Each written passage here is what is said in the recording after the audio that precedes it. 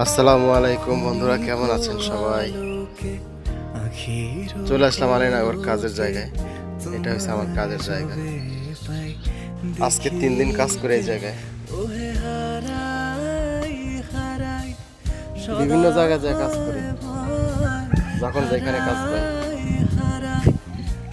দেখেন কোথায় আছে, আলীনগরের মধ্যে আছে।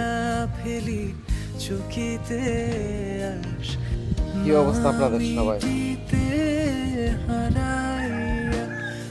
জায়গাটা কত সুন্দর দেখছেন। এখানে ফ্যান লাগে না, প্রকৃতির ঠান্ডা আল্লাহর বাতাস, মাশাআল্লাহ প্রাণ জুড়ে যাবে। সকালবেলা আসছি ঘুম থেকে, ওইটা খুব ক্লান্ত লাগছে, মন চায় না আর কাজ করতে।